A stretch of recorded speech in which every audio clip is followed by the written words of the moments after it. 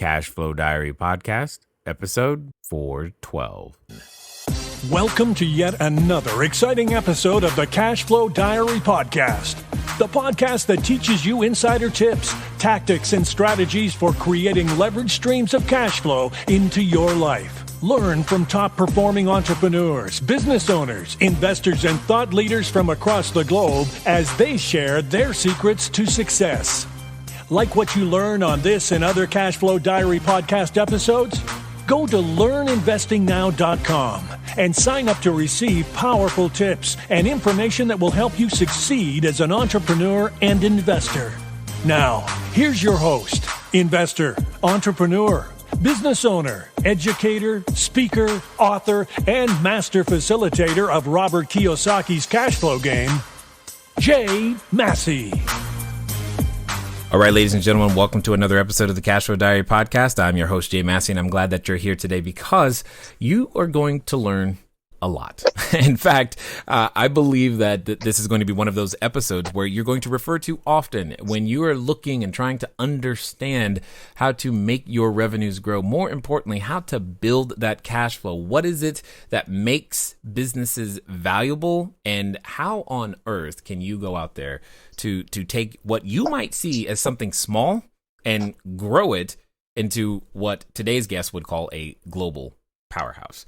I have with me today none other than Stephen Blue. He's the president and CEO of Miller Ingenuity, a global supplier of mission-critical components in the transportation industry.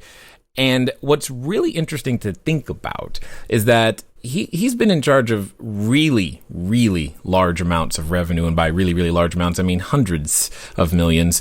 And at the same time, he likes helping all of us understand what it is that we can do. In fact, he's done so in the form of many different books. And I love the titles, and I want you to just listen so you can get an understanding of who it is that you're about to listen to. I mean, we're one of the titles or subtitles in particular speaks to me because it says unlocking the double-digit profit code. I'm like, that's good. The $10 million employee, where your most toxic liability meets your most important customer.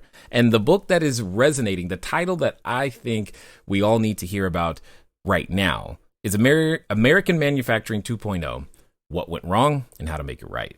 Now, I think, as I said, his vast experience, we're going to do our best to ask him all the right questions. This is going to help you and I go out there and build our cash flow bigger, better, better, and definitely faster in a time when we need it most. So pull out that pen, that iPad, whatever you're using to take notes, and listen to Stephen Blue. Steve, you there? I'm here, Jay. How are you? So far, pretty good. Glad that you were taking the time to be able to help all of us, just do our best to provide more jobs and create more value. Now, with that being said, though, this is your first time here. So I tend to ask everybody the same question the first time that they're here. Are you ready? Yeah. All right.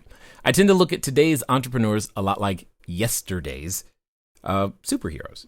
Batman, Robin, Wonder Woman, etc. Because I think entrepreneurs and superheroes have a ton of things in common. Chief among them, as an entrepreneur, occasionally we can imagine ourselves, leveraging our products and services and maybe even dressing up in capes and tights and saving customers with our skill sets. But also, like a superhero, an entrepreneur has a beginning. So if you think about, Spider-Man, for example, there was a time where before he was Spider-Man, he was just a college kid going to school, getting good grades, then one day he gets bit by a spider and realizes that he's got this new superhuman ability and he gets to choose to use it for good or evil. So what we want to know is, before being featured in places like Entrepreneur and Forbes and CNBC Business Week and all the things that you are now known for today, what we want to know is, who is Stephen Blue? Well, I'll tell you, speaking of a defining moment, when Peter Parker got bit by the spider, that was a defining moment for him, and that changed everything for him. I can tell you almost to the month when things changed for me. And I've had a lot of experience, a lot of places that I've learned how to do things, but what really changed my business life and my outlook and started the fundamentals of the 3 books that I wrote was when I spent 7 years in a turnaround. And you'll appreciate this, Jay, because in a turnaround, cash is king. And Right. as I'm sure you know, when you work for larger companies, it's like you're playing with funny money. It's like you're playing Monopoly. Or it's like you're playing with somebody else's money. You know what I mean? And Right. it's not real. When you're in a turnaround, we often had to choose between paying a light bill or paying payroll. I mean, Right. things were that tight. And so I learned the importance of cash flow in the turnaround and the importance of a lot of CEOs, especially in larger companies, like to think like strategically, 20 years out, 10 years out, 5 years out, 7 years out. If you can't make payroll today, you don't have to worry about 5 years from now. So those were where I started to learn important lessons about cash and about strict operational control. And most of your listeners will either know or should know you have to have strict operational control over your business all the time. Otherwise, it gets away from you. But the other thing I learned, Jay, and the more important lesson I learned, we worked in such a toxic environment. We'd go to daily beatings. Daily meetings. I like that. That would start about 8 o'clock in the morning and wouldn't end up until 8 o'clock at night. You weren't allowed to leave the room. We'd break for a half hour for dinner, and then you had to come back. And they were basically beatings on, why isn't this? Why is it not that? Why didn't you do this? Why did you do that? And everybody in that room, all they wanted to do was get out alive. And they figured the way to get out alive was by blaming each other for what went wrong. Now, imagine what a dysfunctional environment that creates. And, Wow. and you don't need in our case, it was a room of 12 guys, right? 12 executives. You don't need 12 executives to have a dysfunctional, toxic environment. You can have 3. You can have 2 business partners and have a toxic, dysfunctional environment. So the most important lesson I learned, what defined me was, Jay, I swore I would never work in an environment like that again, where I literally would be sick to my stomach before I came to work. Now, and then, of course, the flip side of that is when you have a super, super terrific environment and what I call a culture by design and not by default, it's amazing the extraordinary things a company could do. So that framed my whole leadership outlook on two fronts: strict operational control, and don't ever let toxicity creep into the culture. Totally understood. And I think there's a number of people who are listening right now, actually, one, probably surprised when you said you spent 7 years in a turnaround, and someone probably said, it took 7 years? Why did it take so long? Yeah, that's a really good question. It was not a turnaround at the beginning, but it was headed toward that way. And in the middle, maybe not even in the middle, a couple of years into the turnaround, the company that claimed that it would never sell us put us on the auction block. And so we spent 2 to 3 of the next years entertaining potential acquirers and then doing the actual diligence. So the actual turnaround itself was only about 2 years, but I spent 7 years in that environment. Got it. Totally understood. Now, and I also know that you probably shocked a few people when you said, light bill versus payroll. For those that, maybe that are newer to the whole entrepreneur space and haven't experienced this, we'll call it joy of going, oh, payroll's coming. Expound upon that, because I know some of them are wondering, what do you mean you had to choose between light bill and payroll? You got to do both. That's not a choice. Well, yes and no. You have to do both, but you don't have to do them both on the same day. Let's put it that way.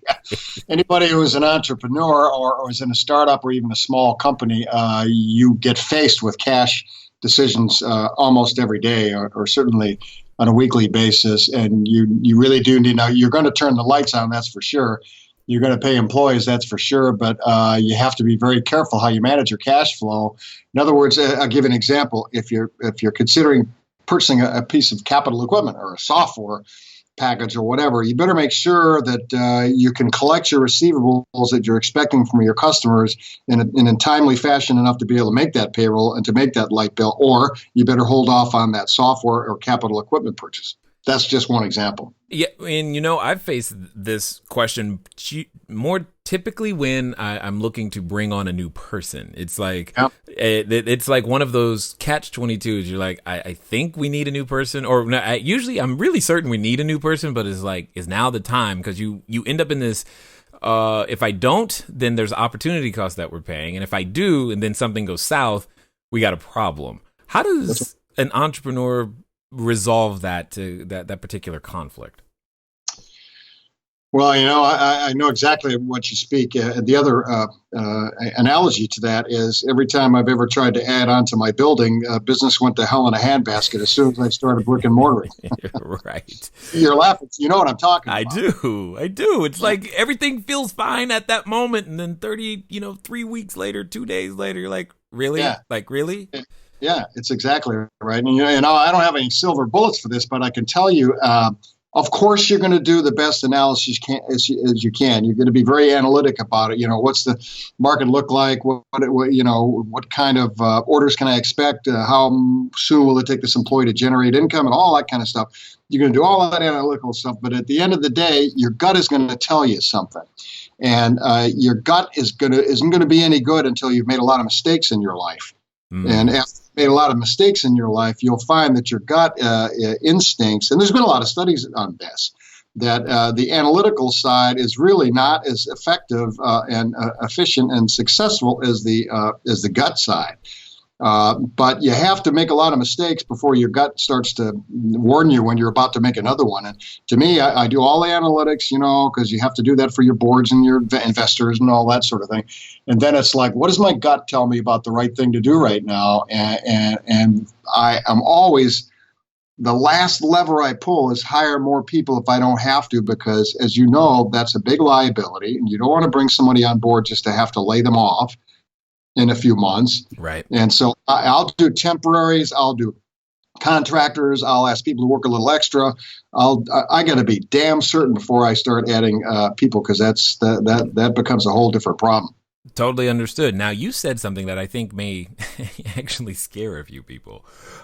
You said your gut is no good until you've made a lot of mistakes. I know there's right now a number of people who are listening who are sitting on the sidelines because their gut is telling them, maybe they've never done anything before, and they're going, it doesn't feel right. So, and they're listening to it, but you're placing a premium on something that we're taught not to do, at least during the educational phase, which is make mistakes.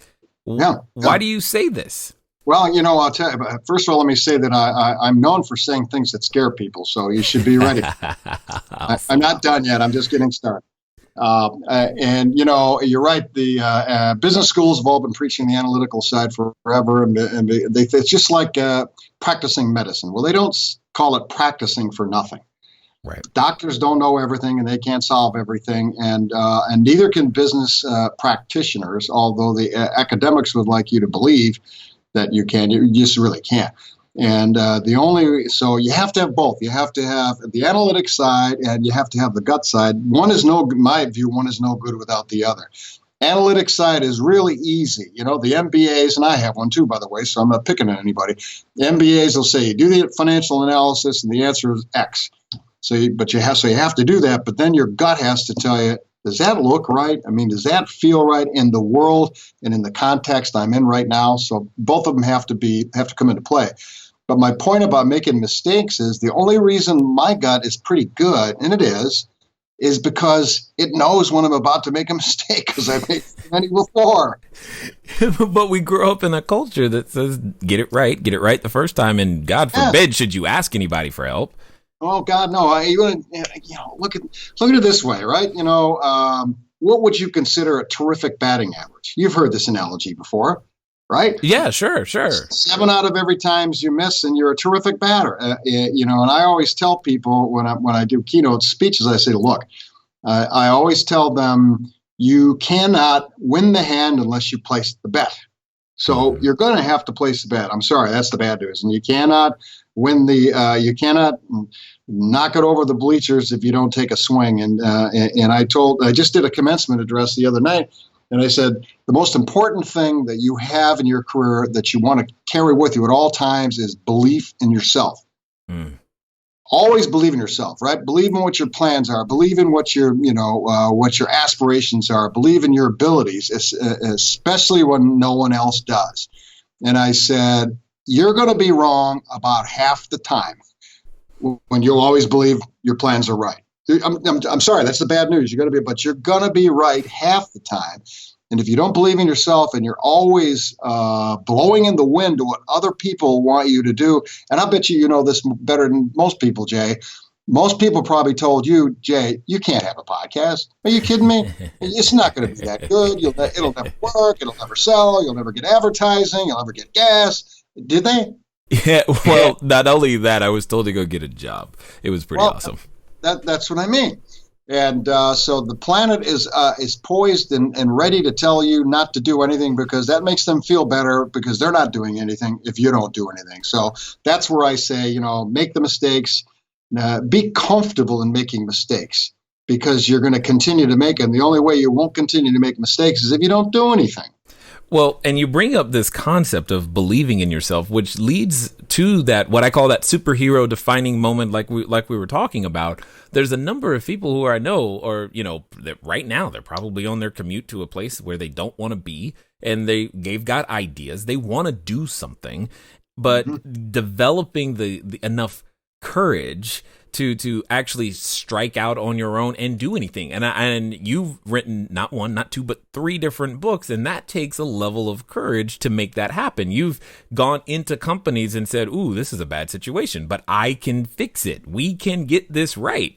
And you're like, okay. I mean, all of those things take what I would call a superhero amount of courage. So where does that come from, so that maybe some of those listening can actually begin to pick up on that? Well, it has to start with belief. If you don't believe what your ideas or what your program or plan or aspirations are, well, you won't be able to get the courage for it. So it all starts with belief. And I did a keynote at an Industry Week conference in Cleveland just a couple of days ago, and I was describing to people how they can take a Rust Belt company, basically a low technology company, and turn it into a high technology, high margin kind of a situation with high tech patented products and all that. Mm. And I was warning them, when you try to do this, if you're in a Rust Belt situation, or your company's been in a steady state situation for many, many years, no one's going to like the idea of doing this. Your board won't like it, shareholders won't like it, your employees won't like it, no one's going to like it. Everybody's going to be against you. And someone asked me, he said, well, how do you deal with it? I said, you buckle up, man. You buckle up and you strap on your flak vest, and you take the bullets and you take the arrows and you go, thank you for your advice. And then you just move on. You have to blow right through it. And I said, you know what? I said, in your career and in your major decisions, you will be wrong until you're proven right. You just got to hang on until you're proven right. Right. I mean, I wish it was, sometimes I wish that was an easier pill to swallow, but you and everybody wants an answer that's easier than that, because it can feel lonely, and you feel like, is this thing ever going to be proven right? And what is that going to take? And we don't know. We're committing to an unknown length of time before we're proven right. And you've got to be willing to stick it out until that happens. And well, you do. You absolutely do. And you know what? What? You have to be, you're selling it all the time. Okay. You're hanging on to the naysayers. You're hanging on to your belief. You're going to keep at it and keep at it and keep at it. But at the same time, you have to keep selling to the naysayers, especially your board and your investors. You have to keep selling them every opportunity you can. To keep them at least in a place where they don't adversely react against you until you get to the point where it's apparent. I can't tell you how many times that I've introduced new products into companies where the shareholders said, you got to be crazy. This is dumb. Don't do it. We've never done anything like it. And then fast forward to a year or two later, when they're wildly successful, they're patting each other on the back and going, yeah, boy, that was a good idea we had, wasn't it? And that's the process you go through. Right. Totally understood. Totally understood. Now you brought this up, and because I think you and I think very similarly in one particular vein when it comes to part of the solution. I mean, I think part of the solution when it comes to the United States and just financial things in general is that more of us become entrepreneurs. Specifically, we become entrepreneurs that have something to export and manufacture, etc. I'm curious to hear what your thoughts are on what entrepreneurs can do to do their part. Hello there, entrepreneur. This is Jay Massey, and what I want to say to you is that the number one mistake that I have ever made in business, number one, has been waiting too long to do the books, waiting too long to get the bookkeepers, the accountants, the CPAs, the CFOs involved, and I don't want you to make that same mistake. That mistake cost me over 6 figures, and now for a significant discount, you have the ability to get your books together using FreshBooks. So what I want you to do is I want you to go over to gofreshbooks.com/cashflow diary. Again, that's gofreshbooks.com/cashflow diary.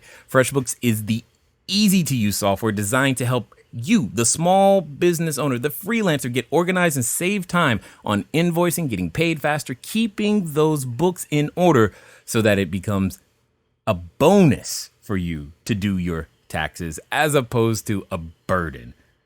Go over to gofreshbooks.com/cashflow diary and get started today. And now let's get back to the rest of the story. Well, here's the biggest problem. I could talk trade deals till I'm blue in the face, and that's part of the problem. Currency manipulation, all that stuff. Right. Your audience already knows about. Okay, fine. So, see, what happens now is people who are running businesses, entrepreneurs, not entrepreneurs, whatever, the ones that have been grumbling about the bad trade deals and how they can't do it, well, poor me, I can't do anything about it. Now they get a problem because when those trade deals get more balanced in our favor, they have nobody else to blame. And the most important point that an entrepreneur can take away and act on is you now will have, I think, a better shot at being competitive on a global stage than you did a year ago or 2 years ago. Or at least now you'll have a better shot. So get ready for it.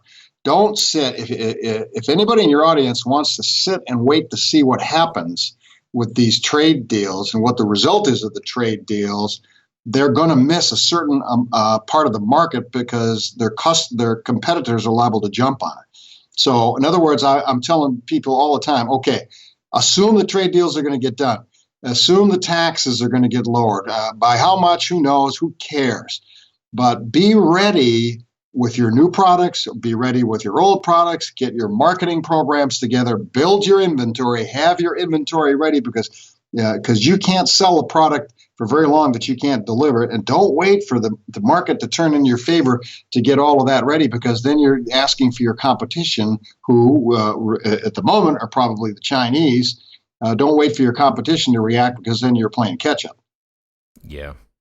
Totally. Nobody wants to do that, though. Everyone wants to wait and see how things turn out and wait until everybody all around them says, now's the time to act. Now's the time to act. Well, that's not the time to act. That's way late to act. Well, wisdom would say, academics would say, wait till the idea is proven. Why take the risk? Of course. And that's not how Apple got to be what it is. That's not how Facebook got to be what it is. The greatest companies in the world, the greatest product in the world, didn't wait around to see if it was going to be whatever. And that's how you get a first mover advantage. I tell guys all the time, place a bet, man. You're in charge. You get paid to place bets, so place a damn bet. Don't wait for the other guy to do it. You know what's funny is that when you say place a bet, I know for me, I have this adverse reaction simply because I can't stand Vegas, right? And I'm thinking when you say place a bet, that. But when it comes down to practically what we as entrepreneurs do every day, that's literally what we're doing. We're actually placing even bigger bets than what some people might be doing down in Vegas. We're placing very huge bets. So when it comes down to it, how does an entrepreneur learn to place a proper bet? Well, that's a good question. I'm not sure what a proper bet is. I mean, I know what an improper bet is. Okay, let's start there then, because we don't do that. But okay, let's say you spend $1 million developing a new product and you have no idea what the market potential is. That'd be an improper bet, right? Yeah, that'd be mad. A proper bet would be there are easier and not so easy ones. A proper bet would be an easy bet, but somebody else would get there before you. Would be, okay, I'm going to spend $1 million, take any number you want, $50,000, $100,000 on this new product of a that would go into a developed market that is known and is quantifiable, and the customers have already, the adoption curve is done already, and people like it, and all I got to do is bring in a Me Too and a copycat, and I'll get something. Well, I don't like bets like that. I don't know how you win at that. I mean, your margins will never be any good, and you'll end up being a commodity. But that would sort of like be a proper but a boring bet. Now, but a fairly certain one in a known situation. Jay, let's look at one that's in an unknown situation. Okay, and I just did this. I spent about $1.5 million on a high technology product in a market that is not yet developed, that I have a lot of belief will be developed, but is not yet developed. So when I had to go to the analytic part of it and quantify what's the market size and all that, I couldn't do it. I could only say, here's the potential market size. If everybody that's potentially affected by this would buy one and so forth, that's not what the market will be. We don't know what the market will be until it actually develops. And so that was what I would call a proper bet, but a risky bet. Not a, you never want to lose the cow. It's okay to lose the pail of milk, but you never want to lose the cow. And so that you don't want to make a bet. Don't ever make a bet that you could lose a whole company over. That would be just plain stupid. But there are degrees of bets that you can make, that you can afford to make, that are more risky than others. And all the risky bets have the bigger payoffs than the not risky ones. Got it. Now, when you say don't make a bet that you could ever lose the whole company over, that's true if you already have a company. But when you're first starting out, isn't every bet a bet that you could lose the company over? Yeah, I think it is. Yes and no. I think, if you just start, I'll give you an example. Probably 30 years ago, I started a internet broadcasting company. Can you believe that? Long before they were fashionable, right? Wow. I went down to Havana, Cuba, and I did the first internet television broadcast out of Havana. Okay, for a rail industry function in the industry that I'm in. And so it was a pretty big bet in terms of, and so it was a startup, right? Mm-hmm. It's just me, and it was I hired a camera crew out of Mexico to come into Cuba because it was illegal to bring anybody in from the United States. I was there as a quote unquote journalist, and so I brought a film crew in from Mexico, and so it was an expensive bet in terms of I had to go out to the bank and I had to borrow $50,000 to make this happen, right? So, okay, fine, making it happen is great. Then you got to sell the damn thing, right? You got to at least break even because you're out for a loan. So, if that worked, by the way, and it was very successful, but if that had failed, what I risked, you're right, was the whole company, because the whole company wasn't worth anything. It was worth the liability of the loan. Wasn't even worth that. And however, if I didn't start with something, there would be nothing to follow up on. So then I went into trade shows in Mexico and built a pretty sizable business just using that as sort of a launch pad. But you're right. As an entrepreneur, every bet is risking the company in a sense, but don't make one so big that now you can't borrow any money because you just blew all your credit facilities, and now you've maxed out on your credit cards, and I can't imagine why you'd want to do that. Got it. Totally understood. But what's interesting to me is your ability to place bets, and in places where it's just not easy. I mean, a rebranding, a turnaround, that sounds like a lot of work, because that you're coming in to clean up what was in essence a lot of bad bets, and you're going to make good on those. So what would you say are some of the key things? I mean, being someone that has been able to rebrand something, you for those of us who may not be in a rebranding situation or just getting started, what have you learned that says, hey, if you just start out this way, that would be way better? Well, I've made a career, Jay, out of finding the most difficult, complicated, hard to fix situations and fixing them. And I've been paid a lot of money to do it. I mean, your value is directly in proportion to the problem that you're going to solve. Right. A bit of a cliche, but it is true. And so I go looking for the most complicated problems that I can find. I make sure that I'm going to be well paid for them when I fix them, because I need a really big upside, or I'm not going to fuss with the darn thing.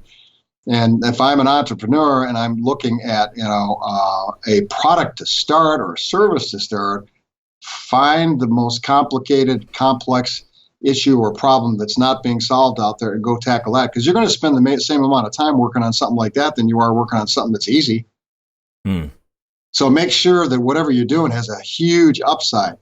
Especially entrepreneurs, Jay, they cannot afford to work with small upsides. They have to have huge upside. It's like a venture capitalist. They look at 15 deals a month, and they're only going to pick the ones that they think they can get a huge upside in, because the downside is so big in that business, isn't it? Yeah. Yeah, it's an all or nothing type of thing. Yeah, right. The entrepreneur, the downside is huge. You go belly up, you got to go back to the bank and beg for forgiveness and go find a job again. Downside is huge. So make sure you're working on a huge upside. Got it. Yeah, totally understood. Now, with that being said, though, someone could interpret that, and I think I don't want them to interpret it this way, but someone could interpret that as to the neglect of cash flow. But yet earlier you said strict operational control was very, very important. You have to have strict, but you're working strict operational control on something that has huge upside, not a little bit of upside. It's the same thing. You have to watch your cash flow. If you pick a very complicated situation or a complicated solution that you want to provide, and it has huge upside, your cash flow is going to be the same as if you pick one with a little bit of upside. At some point in time, you'll be able to get the funding for it once it's in the marketplace and it's accepted and you start to get orders. My point is the cash flow and the operational control is the same regardless of the upside, but just go for the big upside. Well, is there ever any credit for trying a smaller version of the product that has a big upside, just so that you can make sure that you can have enough oxygen to get to where you can realize the full potential or value? Oh, absolutely. I mean, always test market everything in a small way. It's like when you do these test direct mailings, email. Right. You're not going to buy a list with 100 million names. You're going to buy 2,000 names and test it out, change your copy, right, for the next one, and maybe release it for 4,000 names. So you always want to start small, but don't start on anything that doesn't have huge upside. Got it. And so that we can quantify a few things, especially for those that, everybody has a relative definition. When you say huge upside versus, someone else, one of the sharks on Shark Tank says huge upside versus someone just starting straight from college, huge upside is a very, very relative term. What would you call huge? You make a good point. I mean, if you're just out of college and you're starting your own business, huge to you could be $100,000. Right. Okay. I'm okay with that if you're not going to spend more than 3 or 4 or 5 to get there. But if you're going to spend 40 to get there, I think that'd be a fool's errand. To me, a huge upside, if it doesn't have a whole lot of zeros behind it, I just don't want to be bothered with it, because there's only so much time left in my life and anybody's life. Right. And if you're chasing small things, you end up thinking small, you end up planning small, and your results end up being small. Yeah, I get that. Well, and if I was to ask you, through because you kind of said it yourself, you look for the most difficult thing you can find because you want to go out there and create value, and I totally get that. What would you say would be some of the, like when you go quote unquote prospecting for opportunities, you're looking for those times or those things that there are certain things that I'm sure you now see from, you can see from far away that go, ooh, this is going to become a great opportunity, or meaning they're going to have problems soon. I should make contact, or I should be involved, or this is something I can see the warning signs that you're headed the wrong direction. For those entrepreneurs that are currently in business in some way, shape, or form, what have been the most common ones that you've seen? Well, you don't have to go looking for these things because they're everywhere. They're all around you. They really are. I mean, when I wrote my second book, The $10 million Employee, When Your Most Toxic Liability Meets Your Important Customer, that was basically a treatment on the service industry. You know yourself, you go walking into a hotel, and the treatment you get in most hotels, and certainly on airlines, is, especially these days, it's just not that good. I'll give you an example. When you get on a business class flight on an airline, those are the most important customers for that airline, because that's who pays the bills. That's where the profit comes from, the airline. And who do they put in charge of the business class? What I call the wombats of the air, the people that have the most seniority and the worst attitudes. You see things like that everywhere. I'll give you an example. You don't have to go looking very far to know what one big new entrepreneur opportunity is. You hear it every day on the news about they're restricting carry-on electronics in airplanes, right? You can't bring laptops in from wherever, Johannesburg or the Middle East, whatever, the United States. Now they're saying they're going to restrict it. Guess what?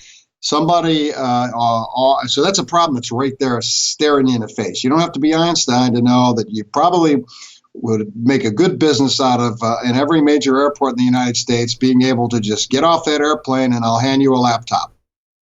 And it'll be with your software in it. It'll be with your programs on it. We can download from the cloud or whatever. That's going to be it. So if people are in tune to what's going on around them, what the things that irk you the most in your everyday life, they're everywhere. You don't have to go looking for them. Interesting. You're basically saying you're turning the newspaper, and we'll call it the 24-hour news cycle, into a lead list, for lack of a better way of putting it. Yeah, absolutely. It's everywhere. It's all around you. There's no shortage. I could spend 3 lifetimes launching new products and services to solve problems that have been around a long time. It doesn't even have to be some, space age technology kind of thing. Just solve the fundamental problems, what really irks people. Got it. So I've got a couple more questions for you, because I'm just curious to know, what one of the book titles that you got, American Manufacturing 2.0, what went wrong and how to make it right. So the simple question is, what went wrong and how do we make it right? I'll tell you, this is a really simple answer too. It went wrong when the CEOs of manufacturing companies concluded that they had throwaway workforces. And that could be either as a result of or coincident with, the WTO deal, NAFTA, what almost became the Trans-Pacific Partnership. When those deals were executed, then the CEOs of manufacturing companies basically decided, then they started chasing cheap labor everywhere and cheap tax havens. And so they decided, well, my workforce is not important. What's important is to find the cheapest workforce anywhere on the planet. And they started treating their employees and their workforces as expendable and depreciable assets, instead of treating them and viewing them as renewable resources. And now that these trade deals are going to come unraveled and be more favorably balanced, they have a problem, because they've treated their workforce so bad and ignored their culture. And I talk about culture a lot in all of my books, that they don't know what to do about it now. And until recently, Jay, whenever I talk culture, I'd get a blank stare from a group of CEOs. They go, well, no, it can't be that. No. Don't talk to me. This is the beer and pizza for lunch crowd again. Don't talk to me about culture. Talk to me about the hard stuff. Marketing plans, competitive offerings, capital equipment. Look, I know all that stuff, and I do all that stuff. But I'm telling you, it's like when I say you can't possibly have smart manufacturing if you have a dumb workforce. Right? and I tell CEOs all the time, guess what? If you have a dumb workforce, that's not their fault, buddy. That's your fault because you made them that way or you neglected them until they got that way. And so until lately, I used to have convinced CEOs to pay attention to culture until Wells Fargo did that galactically stupid ghost account thing. That was all a cultural problem. And then United Airlines helped me out. They did, right? And I even wrote a piece about, United Airlines changed their policy, and that's all wrong. The policy was not your problem that day. A culture of people that don't like their own customers and could care less about their customers. That's what caused that problem. And then, of course, Uber. I wrote a piece that culture is a 4-letter word. It's called Uber. Totally. No, what's interesting is to hear you talk. I had a mentor a long time ago who he would say, he would always tell me, Jay, if you build the people will build the business. And because that was always like his focus. And I hear you saying the same thing. Absolutely right. And the model I use is when I do keynote speeches, I say, here's what I want you to do. I throw up a video of Cirque du Soleil. I assume you've seen their performances? I have. I'm wondering where this is going, right? I'll tell you. I'm going to tell you, Jay. And I say, okay, when you build your workforce and when the culture that you want to have, the model you want to use in your mind is the Cirque du Soleil culture. And let me tell you why. Now, let's say, what is Cirque du Soleil? They're a group of people who come to work every single day, totally wired, totally jazzed up, totally intent on doing better today than they did yesterday. And then I put the question to them, is there a reason you can think of why you don't want a workforce just exactly like that? No. Yeah, no, that's exactly what I want. And there's a way to build that. There's a methodical, I won't go into it in this segment. There's a methodical way that can be done where you can build. I've done it, and I can show people how to do it, what I call the 7 values of ingenuity. But the most important part of that is building that culture. This was your point a few minutes ago. If you have a culture that's like that, you don't have to tell them anything. All you got to do is give them the tools and the financing and the funding that they need and cheerlead them a little bit and get the hell out of their way. Yeah. I think that's what every entrepreneur envisions when we first get started, but then we're hit with the reality of how to do that because we've never been taught, trained, or shown. There aren't enough examples to just go, oh, well, this is where we can go to go learn those things. Other than trial and error, what would you suggest? Yeah, well, at the risk of sounding like I'm self-promoting, you should read my latest book. There's a whole treatment on what I call the 7 values of ingenuity. It tells you step by step how to do it. To your point about this isn't taught, I'm just now in the middle of developing a university course that teaches the fundamentals of creating a Cirque du Soleil culture. And awesome. It's easier to create it from scratch, Jay. When you're an entrepreneur, and entrepreneurs they get busy and they're washing the dishes, they're flipping the hamburgers and all that kind of stuff, and then after a while, and then they hire a couple of people, and it sort of gets away from them. But it is easier when you have 1 or 2 employees than it is when you have like United could never change their culture. It's too late. It's too big. It's too mammoth. But if you had 2 or 3 employees, it's really, really easy to build that kind of culture. And it starts with defining what kind of values do you want that culture, because culture is nothing but values. What kind of values do you want in that culture? And then you stack the deck in favor of everything reinforcing those values. What happens is, I'll give you a perfect example of where companies go wrong. They say that they want teamwork, right? Everybody wants teamwork. That's the big thing in business today. But yet, most businesses do individual performance reviews. They don't do team performance reviews, do they? Good point. And this is a little facetious, but not too facetious.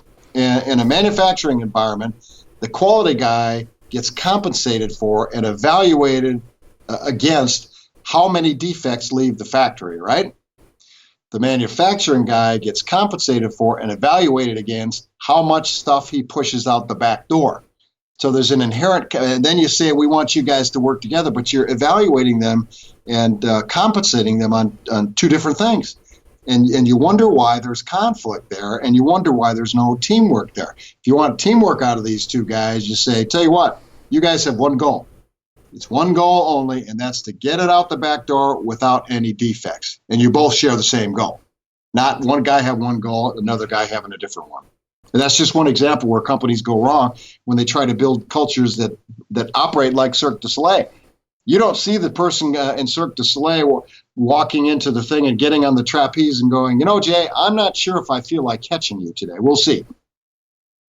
Yeah. But you find that in business every day. People withhold information. People complain about their neighbors. People don't provide the kind of cooperation and effort and resources their teammates need because they're not really functioning like a team. Yeah, totally understood. I get it. Now, for those that have listened this far, I'm sure they've made the decision long ago. Like, man, I need to know more about what Steve is up to. What's going to be the best way for them to track you down, find out more about what you've got going on, maybe even find out more about some of the books that you've written? Yeah, the easiest way is Stephen L. Blue, and that's with a V, STEVENLBLUE.com. And I'm sure if you Google, I have quite a Twitter presence and LinkedIn presence and Facebook presence. I'm sorry, I don't really know what the handles are on them, but if you Google me, you'll find me all over the internet. Got it. Now, as we wind down, I've got a final question for you because I'm kind of curious to hear your answer.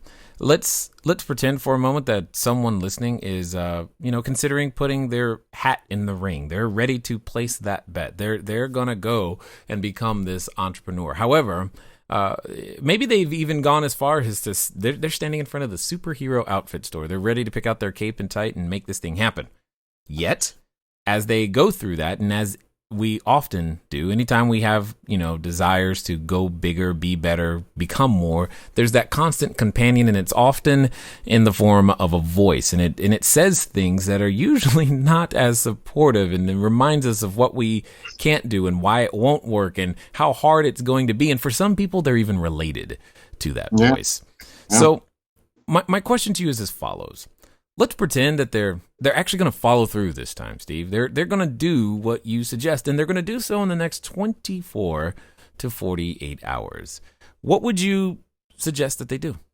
Well, I would suggest that don't do it in the next 24 to 48 hours because I have another suggestion that they should take before they do it. This is in reaction to your commentary on the voice inside. Everybody has, and there's plenty of psychological advice on how you're supposed to counteract that. But here's what I did.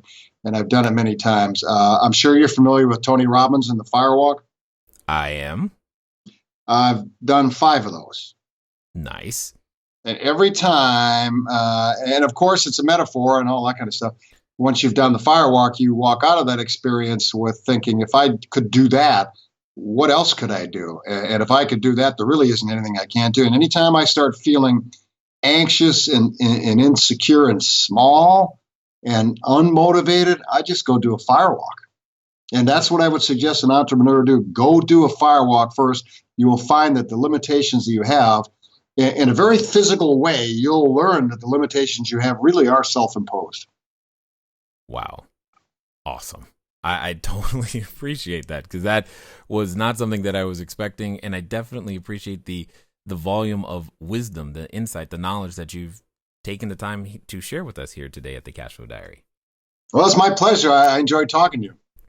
All right, ladies and gentlemen, you know what time it is. It's time for you to move at the speed of instruction. What does that mean? That means StephenLBlue.com. Go. That's Stephen with the V if you need to be reminded, because you know that you just heard a significant amount of valuable information that has already helped you. And if you want to find out what the 7 values of Ingenuity are, well, there's only one place to go get them, and that's StephenLBlue.com, and you want to get that done today. Ladies and gentlemen, it's been fun talking to you today. I look forward to talking to you soon. Until next time.